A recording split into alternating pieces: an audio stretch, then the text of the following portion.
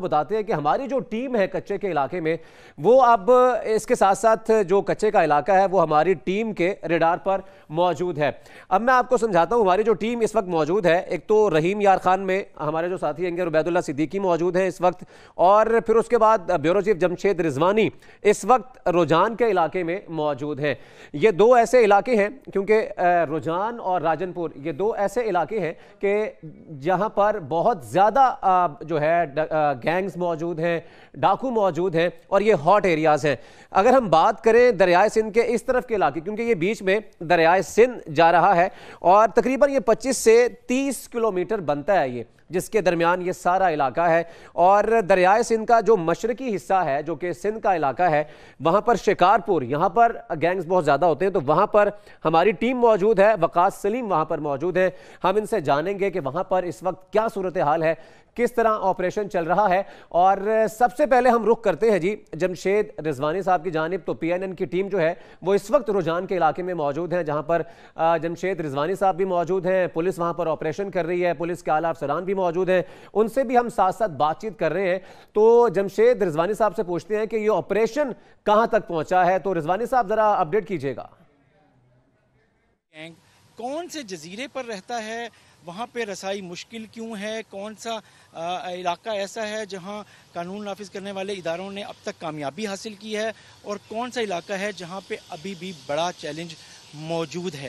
اس حوالے سے ہم بات کریں گے ڈی پی او راجن پور ناصر خان سیال صاحب سے، جو رجحان میں ہیں، اور رجحان ہی وہ علاقہ ہے جو اس کچے کے علاقے کے تمام جو گینگز ہیں وہ اس علاقے رجحان میں جو کچے کا علاقہ ہے اسی میں ہی پناہ لیے ہوئے ہیں، اور اسی میں ہی وہ اپنی جرائم پیشہ جو سرگرمی ہے اس کو جاری رکھتے ہیں۔ یہ مین دریا ہے، یہ اس دریا سے مختلف اس کی برانچز ہیں جن کو ہم لوکل زبان میں وہل کہتے ہیں۔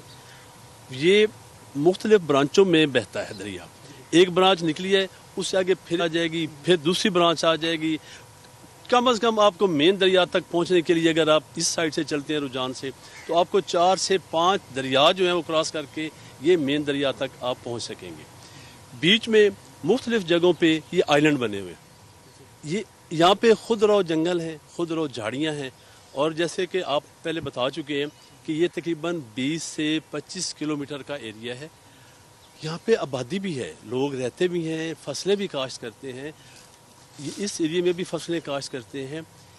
یہ جو نزدیک دریا کے بالکل نزدیک آ کے جو مین دریا ہے، اس کے نزدیک یہاں پہ یہ کچا کا ایریا ہے، مین دریا ان کی بیک پہ ہے، یہاں پہ یہ وال ہے۔ اسی طرح یہاں پہ ایک گینگ ہے، 3-4 گینگ یہاں پہ ہیں، لنڈ ہیں، سودانی ہیں، تلوانی ہیں، اور یہاں پہ عمرانی ہیں۔ اس طرح 4 گینگ اس جگہ پر ہیں۔ اور اگر ہم نیچے آئیں تو یہ یہاں پہ اطاولہ پٹ ہے، یہ عمرانی سے ٹرائب سے ہے۔ اس کے ساتھ نیچے آئیں تو یہ ڈاڈو بنگیانی ہے، یہ یہاں پہ یہ ایک سکھانی قبیلے کا ہے، کابل سکھانی ہے۔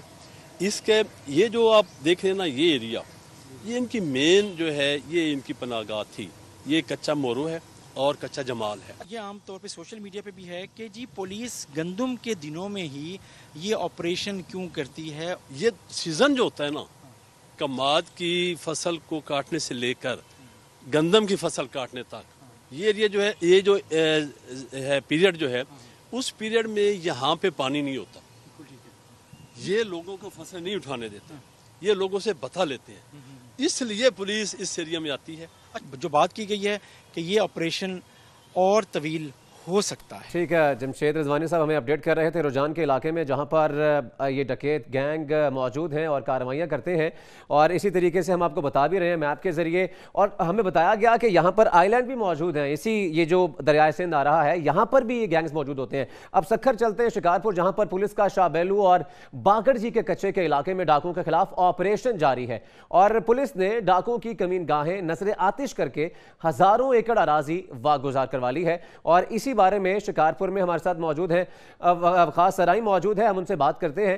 وقاص سرائی، بتائیے گا کہاں تک پہنچا ہے یہ آپریشن، اور سندھ پولیس کس طریقے سے یہ آپریشن کر رہی ہے؟ जी बिल्कुल, सुबह सिंध के सक्खर और लाड़काना डिवीज़न के चंद अजला जिनमें सक्खर, शिकारपुर, घोटकी, कनकोट, कशमोर शामिल है। इन अजला में गुज़िश्ता कई अरसे से अगवा बराए तावान की वारदातों में इजाफा देखने में आया है, जबकि पुलिस और डाकुओं के दरमियान मुकाबले में जहां डाकू हलाक हुए हैं, वहां पर काफ़ी पुलिस की शहादतें भी हुई हैं। इस अमन अमान की बिगड़ती हुई सूरत हाल को पेश नज़र रखते हुए सिंध पुलिस की जानिब से सक्खर, शिकारपुर, घोटकी, कनकोट, कशमोर के कच्चे के इलाकों में ऑपरेशन का आगाज़ कर दिया गया है। इस वक्त मैं मौजूद हूँ सक्खर के शाह बेलो कच्चे के इलाके में, जहाँ पर पुलिस का दावा है कि पुलिस ने डाकुओं की जानिब से हज़ारों एकड़ कच्चे की ज़मीन जो है वो वाजगार करवाई है, जबकि इस शाह बेलो कच्चे के इलाके में मुतअद्दिद कमीन गाहें जो डाकुओं की थी उनको नज़र आतिश कर दिया गया है। डाकुओं के मोर्चे तबाह कर दिए गए हैं और पुलिस का कहना है कि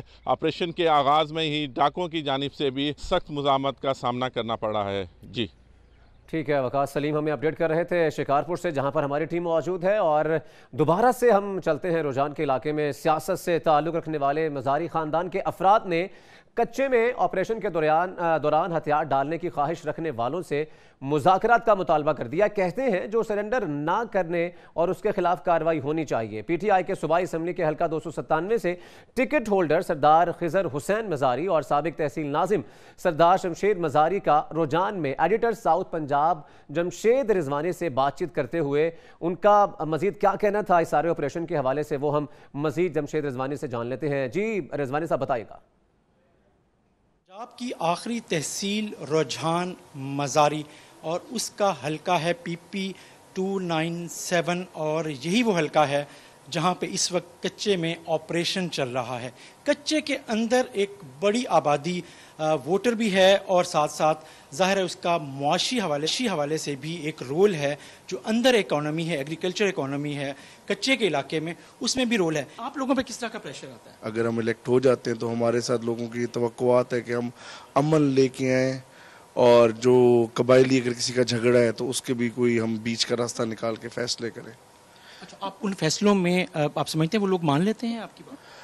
अगर कोशिश की जाए सही मानों में तो शायद हो सकती है। कुछ कहा तो नहीं जा सकता इस वक्त, ये तो जो हुक्मरान क्लास है वो ज़्यादा बता सकती है। हम लोग तो पिछला इलेक्शन लूज़ कर गए थे।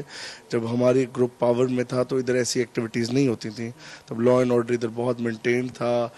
पुलिस की पेट्रोलिंग होती थी, पुलिस जाती थी अंदर, और चीज़ें सिर्फ एक पूरे तहसील के अंदर एक मौज़ा था जिसके अंदर कोई प्रॉब्लम थी, लेकिन वो भी जुर्रत नहीं करते थे इस इलाके में अपने हमसायों को तंग करने की।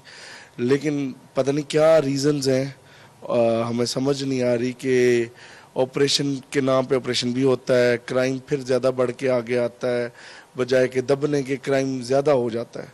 कल के दिन में 10 अगवा हुए हैं, एक दिन में कितने वहाँ पुलिस वाले शहीद हुए हैं, यहाँ पे भी ऑपरेशन हो रहे हैं।